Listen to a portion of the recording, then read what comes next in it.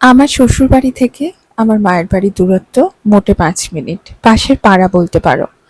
তবু অনেকটা বেলাতেই আজকে বাড়িতে গেলাম, যেহেতু মেয়েকে নিয়ে গুছিয়ে বেরোতে অনেকটাই সময় চলে যায়। যাওয়ার পরেই দিদি নিজের গাছের থেকে লেবু এনে দিল, কিছুটা শরবত খেলাম আর কিছুটা দুপুরে খাওয়ার জন্য রেখে দিলাম। দিদি আর মা মিলে একটা সুন্দর গার্ডেনও করে দিয়েছে।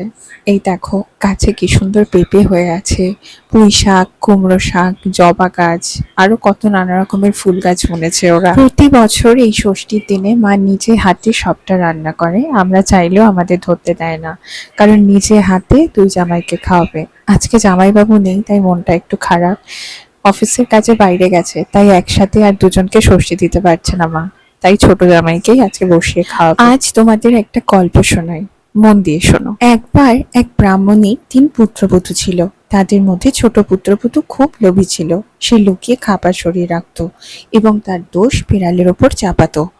একদিন মা ষষ্ঠী এই ঘটনা জানতে পারেন এবং সেই পুত্রবধূকে শাস্তি দেন। পরে সে তার ভুল বুঝতে পেরে ক্ষমা চাইলে মা ষষ্ঠী তাকে ক্ষমা করে দেন এবং তার দুঃখ দূর করেন। আগেকার দিনে নিয়ম ছিল কন্যা সন্তান লাভ পর্যন্ত মা বাবা মেয়ের মুখ দেখবে না বা মেয়ের বাড়িতে যাবে না। সন্তান লাভের বিভিন্ন সমস্যার জন্য দীর্ঘদিন পর্যন্ত অপেক্ষা করতে হতো।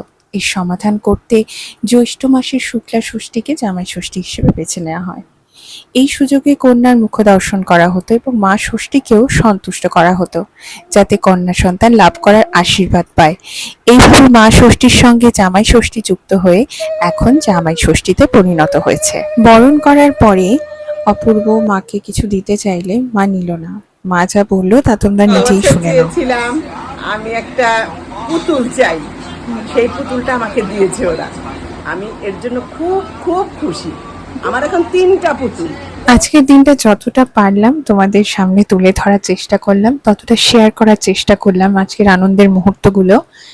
আজকে জিজুকে ভীষণ মিস করেছি, আর জিজু আসলে আরেকটা দিন সবাই মিলে একটা গেট টুগেদার করবো, এটা আমাদের প্ল্যানিংয়ে রয়েছে। সেই দিন আবার তোমাদের সামনে ভিডিওটা তুলে ধরার চেষ্টা করব। তোমরাও আজকে কমেন্ট বক্সে ভিডিওটা কেমন লাগলো জানিও এবং নিজেদের দিনটা কেমন কাটলো সেটাও জানিও। আর ভিডিওটা ভালো লাগলে লাইক ফলো করতে ভুলো না।